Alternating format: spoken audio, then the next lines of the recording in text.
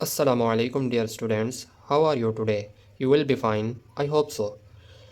Students, आज हमने जो एक प्रैक्टिकल करना है वो है determination of calcium ions by gravimetric analysis. ये एक ऐसी टेक्निक है जो आपको किसी भी मिक्सचर या कंपाउंड में से आपकी रिक्वायर्ड जो प्रोडक्ट है ना उसको गर्दन से पकड़ के आपको अलहदा करके दे देती है। ये जो वीडियो इसमें मैं हर चीज़ क्लियर करूँगा बाद ना। अगर आप न्यू पहली मरतबा इसको देख रहे हैं तो आप कोशिश कीजिएगा कि इसको दूसरी मरतबा कंप्लीट देख लीजिएगा, क्योंकि हमारा एक ही मरतबा देखने पे ये मे भी आपकी चीज़ें फर्स्ट टाइम क्लियर ना हो, तो आप इसको दोबारा जो है रिव्यू कर लीजिएगा वीडियो को। ये बेसिकली हम कैसे परफॉर्म करते हैं, देखें ग्रेविमेट्रिक एनालिसिस के लिए ना, मिसाल के तौर पर आपके पास सॉलिड कोई सैम्पल है, आप उसका फ़ाइन पाउडर बना लें, उसको ग्राइंड करके, या ऐसे समझ लें कि कोई पत्थर का टुकड़ा है उसमें से आप कैल्शियम डिटेक्ट करना चाहते हैं। एग्जांपल दे रहा हूँ आपको। आप उसका फाइन पाउडर बनाएंगे, उसमें से जो आपका सैंपल होगा उसको अलहदा करेंगे। और ज़रूरी नहीं है कि सैंपल जैसे अलहदा हो तो कैल्शियम सिर्फ आपके पास सिर्फ कैल्शियम ही आ जाए, कैल्शियम के साथ और भी चीज़ें होंगी। तो आपने बेसिकली आपका टारगेट होगा कैल्शियम को निकालना, या कोई और भी चीज़ हो सकती है, मैं जस्ट एग्जाम्पल ले रहा हूँ। तो कैल्शियम को आप अलहदा करने के लिए ये प्रोसीजर या ये तरीक़ाकार आप अपनाएंगे तो उससे एक्यूरेट रिज़ल्ट आएंगे। तो ये है कि हम अभी इसका थ्योरेटिकल डाटा देखते हैं। ये समझाने के बाद मैं आपको प्रैक्टिकल की तरफ लेके जाऊंगा। प्रैक्टिकल हम फुली कम्प्लीटली परफॉर्म करके फिर उसके बाद कैलकुलेशंस आएगी, कैलकुलेशन परफॉर्म करेंगे, उसके बाद मैं इसके आपको लास्ट में बेनिफिट्स बता दूंगा। तो ये एक आपका कंप्लीट कंसेप्ट आपके पास आ जाएगा ग्रेविमेट्रिक एनालिसिस का। तो ग्रेविमेट्रिक एनालिसिस बेसिकली क्या होती है ये मैंने यहाँ पे डिफाइन किया है। Gravimetric analysis is a method, ये एक ऐसा तरीकाकार है used in chemistry to figure out, जो केमिस्ट्री के अंदर इस्तेमाल किया जाता है टू फिगर आउट या टू इन्वेस्टिगेट, मतलब मालूम करने के लिए क्या, how much of a specific substance is present in a sample, कि किसी भी सैम्पल के लिए। अच्छा, एनालाइट और सैम्पल का डिफरेंस बता दूं आपको कि एनालाइट वो चीज़ होती है जो हमें चाहिए होती है। मिसाल के तौर पे हमारे पास कैल्शियम क्लोराइड है, तो कैल्शियम अगर हमें सिर्फ चाहिए तो कैल्शियम क्लोराइड हमारा सैम्पल होगा, और कैल्शियम जो होगा हमारा एनालाइट होगा। जो हमें सिर्फ चाहिए उसको एनालाइट कहेंगे, ठीक है। How much of a specific substance is present in a sample, मतलब सैम्पल के अंदर हम ये जानते हैं, इस तरीके के ज़रिए से हम मालूम करते हैं कि हमारा वो जो स्पेसिफिक सब्सटेंस है जिसको हम एनालाइट कहते हैं वो कितना प्रेजेंट है, ठीक है, या कितना मौजूद है, इसकी क्वांटिटी मालूम कर लेंगे। अच्छा, ये आप देखिएगा कि ये कैसे, ये चीज़ आप जब कंप्लीट वीडियो देख लेंगे और दोबारा रिवीजन करके देख लेंगे तो आप बड़े हैरान होंगे कि ये इस तरीके ने कैसे जो है हमारी जो चीज़ रिक्वायर थी उसको पकड़ के खींच के अलहदा कर दिया, और उसको हम उसका सारा डाटा हमें प्रोवाइड कर दिया कि ये चीज़ इतनी आई है और इतने पानी के अंदर ये इतनी थी या इतने सैंपल के अंदर इतनी थी। तो इस it is a method in analytical chemistry to determine the quantity of analyte based on the mass of a solid. अब ये देखें कि ये एक ऐसा तरीकाकार है एनालिटिकल केमिस्ट्री के अंदर जो determine the quantity of analyte, analyte की क्वांटिटी, ठीक है, उसकी मिकदार मालूम करेंगे, ठीक है, based on the mass of a solid. तो सॉलिड जो मास होगा उसकी बुनियाद के ऊपर, मतलब ये हमारे पास सॉलिड मास आ जाएगा इसका। It works by turning that substance into a solid, अगर ये लिक्विड हालत में होगा, सोल्यूशन में होगा, तो उसको हम सॉलिड में, ये तरीकाकार जो है उस चीज़ को सॉलिड में कन्वर्ट कर देगा जो हमें चाहिए होगा, जो कि प्रेसिपिटेट की शक्ल में आएगा, जिसको हम प्रेसिपिटेट कहते हैं, ठीक है, कहेंगे। देन मेजरिंग इट्स वेट, फिर उन प्रेसिपिटेट को हम ड्राई कर लेंगे, फिर उसका वेट कर लेंगे।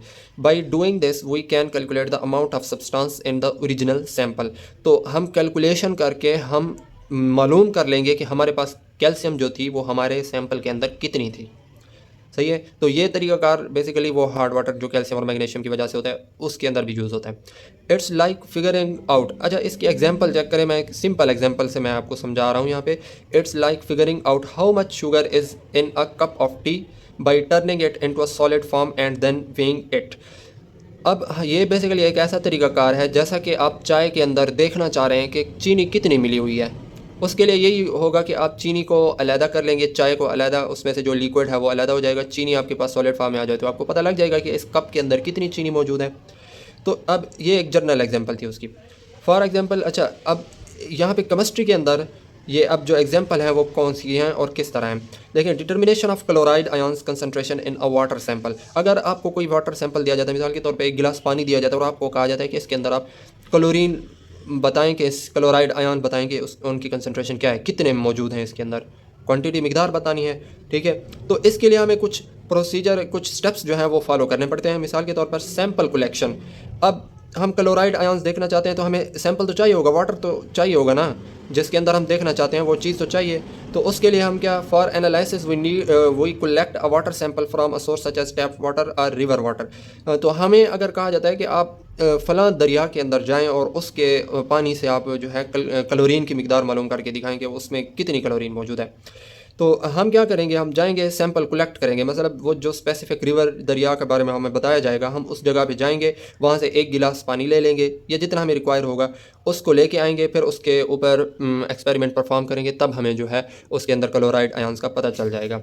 अगर हमने वो सैंपल ले लिया किसी भी सोर्स से, मिसाल के तौर पे तालाब से या दरिया से हमने पानी ले लिया, तो अब फिर उसका क्या करना है, हमने फिर ऐसा तरीकाकार करना है नेक्स्ट स्टेप पे कि प्रेसिपिटेशन बेसिकली क्या होगी कि हमारे पास वो जो सैंपल होगा जिसके अंदर वो हमारा क्लोरीन होगी, तो उसके अंदर हम कोई ऐसी चीज़ डालेंगे जो उस क्लोरीन के साथ रिएक्ट करके उसको अलहदा प्रेसिपिटेट बना देगी, मतलब उसको अलहदा वो क्लोरीन उस चीज़ के साथ रिएक्ट करके अलहदा हो जाएगी। देखें, add a known amount of silver nitrate solution, हम सिल्वर नाइट्रेट, ये फिर हर एक के लिए अलहदा होता है, ज़रूरी नहीं कि हर जगह पे एक ही चीज़ यूज़ हो, हर जगह पे सिल्वर यूज़ हो अलहदा करने के लिए, मतलब जो चीज़ अलहदा करनी होती है उसके हिसाब से फिर हम डिफरेंट चीज़ें लेते हैं। सिल्वर नाइट्रेट सोल्यूशन हम डालेंगे वाटर सैंपल के अंदर, ठीक है। तो सिल्वर नाइट्रेट रिएक्ट करेगा क्लोराइड आयंस के साथ वाटर के अंदर, तो प्रेसिपिटेट बना देगा। प्रेसिपिटेट क्या होंगे, वो इस तरह, मतलब एक पानी के अंदर ही एक सॉलिड बन जाएगा, उसको हम फिल्टर पेपर के ऊपर से जैसे गुजारेंगे तो पानी नीचे निकल जाएगा और ऊपर हमारे पास वो सॉलिड बच जाएगा, क्योंकि सॉलिड के पार्टिकल्स थोड़े मोटे साइज़ के होंगे और बड़े साइज़ के होंगे, वो फिल्टर पेपर से नहीं गुजार पाएंगे, तो इस तरह हमारे पास ये अलहदा हो जाएगा। तो ये देखें, प्रेसिपिटेट्स ऑफ सिल्वर क्लोराइड, तो सिल्वर क्लोराइड के प्रेसिपिटेट आ जाएंगे, फिर हम आगे कैलकुलेशन करके इसमें से क्लोरीन भी निकाल लेते हैं, तो which is insoluble in water. तो बेसिकली बात यह है कि जो पहले हमारे पास क्लोरीन थी वो वाटर में सोल्यूबल थी, तो जैसे हमने सिल्वर डाला तो वो क्लोराइड के साथ उसने रिएक्ट किया, तो ये फिर इनसोल्यूबल हो गई वाटर के अंदर में, जो चीज़ इनसोल्यूबल हो गई मतलब वो उस चीज़ से अलहदा हो गई। तो ये सिल्वर और क्लोराइड, ये मैंने रिएक्शन भी ले लिया। ये देखें, एक्वस, एक क्यू का मतलब होता है एक्वस, पानी के अंदर, एक्वस को कहते हैं पानी के अंदर जो चीज़ का सोल्यूशन हो। तो सिल्वर भी पानी के अंदर मौजूद था, क्लोरीन भी पानी के अंदर मौजूद थी, तो इन दोनों ने आपस में रिएक्शन किया तो सिल्वर क्लोराइड बना दिया। अब ये एक्वस में थे और ये सॉलिड भी बन गया। इसको हम फिर, मैंने जैसे तरीका बताया कि फ़िल्टर पेपर के जरिए हम अलहदा कर लेंगे इसको। तो precipitates are filtered out and then fed by using a precise balance, फिर ठीक है, फिर हम उनको बैलेंस के ज़रिए से वेट करेंगे, उसका मैथ्स देख मालूम करके फिर आगे applying some mathematical calculations we find out the amount of chloride ions, ठीक है। तो हम मैथमेटिकली फिर जो है प्रोसीजर करके फार्मूला वगैरह लगा के उससे हम कर लेंगे। ये चीज़ें सारी आपको आगे नेक्स्ट क्लियर हो जाएंगी। तो आखिर में हमारे पास जो रिज़ल्ट आता है वो इस तरह आता है कि मिसाल के तौर पे मतलब कुछ ml जो है वो इतने 1 लीटर के अंदर इतने ml क्लोराइड आयंस मौजूद हैं, या इतना कंसनट्रेशन जो है क्लोराइड आयंस की इतनी ppm है। तो ये फिर डिपेंड करता है कि वो कितनी आती है हमारे पास रिज़ल्ट, उस हिसाब से फिर हम यूनिट लगाते हैं ppm या ml या जो भी। टाइप्स इसकी कितनी हैं, अब टाइप्स हमारे पास बेसिकली इसकी 4 होती हैं। उसमें से पहली आती है वोलेटाइलाइजेशन ग्रेविमेट्री, प्रेसिपिटेशन ग्रेविमेट्री, इलेक्ट्रोग्रेविमेट्री, थर्मोग्रेविमेट्री। तो इसमें बेसिकली हम प्रेसिपिटेशन ग्रेविमेट्री को डिस्कस करेंगे। तो प्रेसिपिटेशन ग्रेविमेट्री में क्या होगा, प्रेसिपिटेट बनने होंगे जैसे ये बने हैं, इसी तरह प्रेसिपिटेट बना के हम उस चीज़ को अलहदा कर लेंगे जो हमें चाहिए होगी। अब प्रेसिपिटेशन ग्रेविमेट्री क्या है?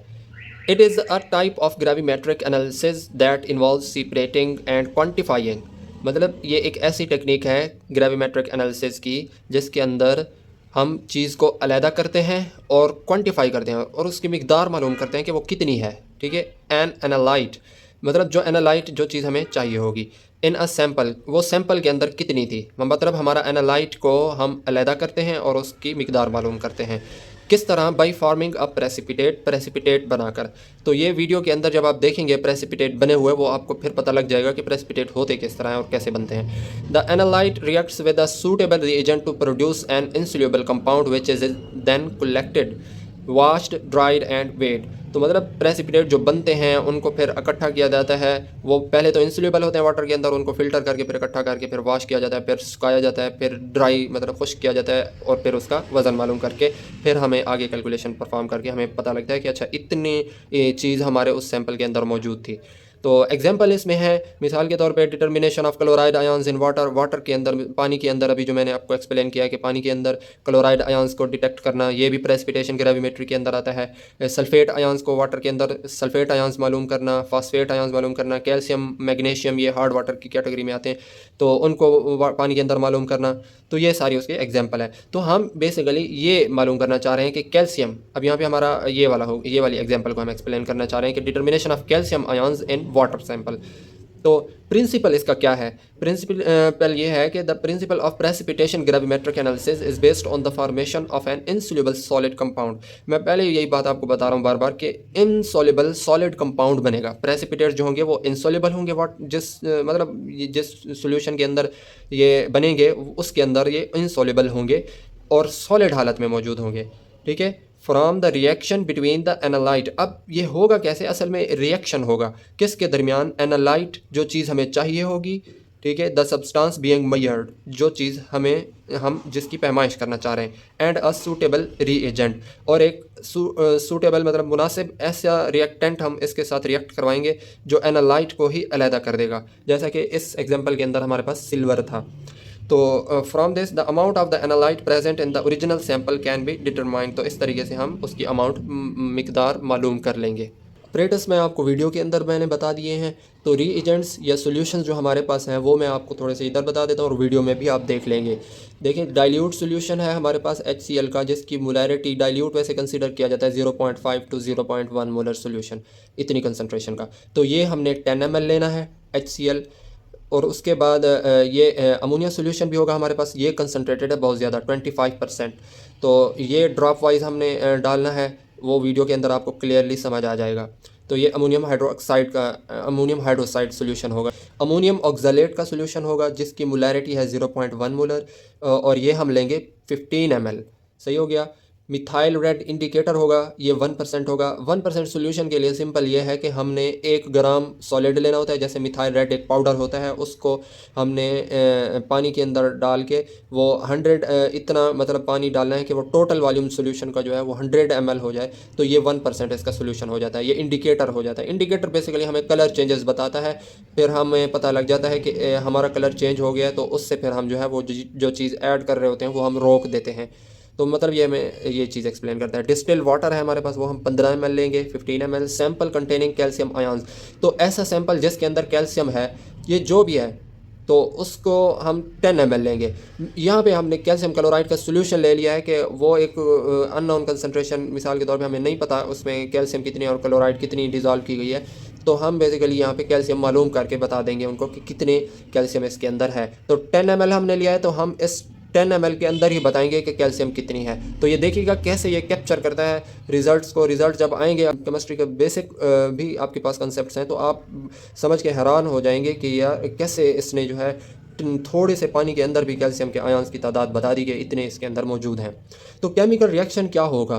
केमिकल रिएक्शन ये होगा कि हमारे पास मिथाइल रेड जो है वो उसका मैं आपको बताता हूँ कि यहाँ पे फंक्शन क्या होगा। ये एसिडिक सोल्यूशन में pH लेस देन 4.4, जब हमारे पास सोल्यूशन एसिडिक होगा ना, pH 4.4 से कम होगी, तो मिथाइल रेड का जो कलर होगा वो रेड होगा। अगर हम ऐसा करते हैं कि कोई बेस ऐड कर देते हैं और pH न्यूट्रल और अल्कलाइन सॉल्यूशन बन जाता है और pH जो है वो 6.2 से अबव हो जाती है, तो मिथाइल रेड की वजह से उस सॉल्यूशन का कलर हो जाएगा येलो। तो हमें ये बेसिकली रेड और येलो कलर जो है वो इंडिकेशन देंगे कि आपका सॉल्यूशन एसिडिक में है या बेसिक है। ये किस वजह से? ये मिथाइल रेड की वजह से। यही इंडिकेटर का फंक्शन है यहाँ पे। तो वो वीडियो से आपको क्लियरली पता लग जाएगा। तो ये देखिए कैल्शियम है। अब कैल्शियम रिएक्शन बेसिकली ये होगा कि हम इसमें अमोनियम ऑक्जेलेट का जो सोल्यूशन लेंगे उसमें अमोनियम ऑक्जेलेट होगा। तो अमोनियम ऑक्जेलेट कैल्शियम के साथ रिएक्ट करके कैल्शियम ऑक्जेलेट मोनोहाइड्रेट बना देगा। ठीक है, या इस रिएक्शन को इस तरह भी लिखा जा सकता है। कैल्शियम क्लोराइड का सोल्यूशन है अगर आपके पास, तो अमोनियम ऑक्जेलेट के साथ रिएक्ट करवाया। अमोनियम ऑक्जेलेट किस में था? वाटर में था, तो पानी के अंदर ही सोल्यूशन इसका बना हुआ था ना। तो इसके अंदर जब इसने इसके साथ रिएक्शन किया तो कैल्शियम ऑक्जेलेट मोनोहाइड्रेट बन गया प्लस अमोनियम क्लोराइड बन गया। तो ये कैल्शियम ऑक्सलेट जो है मोनोहाइड्रेट, ये हमारा जो है इसके अंदर कैल्शियम आ गई, जितनी भी कैल्शियम होगी वो इस फॉर्म में आ जाएगी। हम इसका टोटल मास से फिर हम कैल्शियम का मास निकाल लेंगे और हमें फिर पता लग जाएगा, वो कैलकुलेशन से आपको इजीली समझ आ जाएगा। अभी हम प्रैक्टिकल की तरफ चलते हैं, प्रैक्टिकल्स के बाद हम फिर आएंगे कैलकुलेशन के ऊपर। प्रोसीजर मैंने आपको नहीं बताया, प्रोसीजर भी मैं वीडियो के अंदर ही आपको बता दूंगा कि किस किस तरह हमने ये सारा परफॉर्म करना है।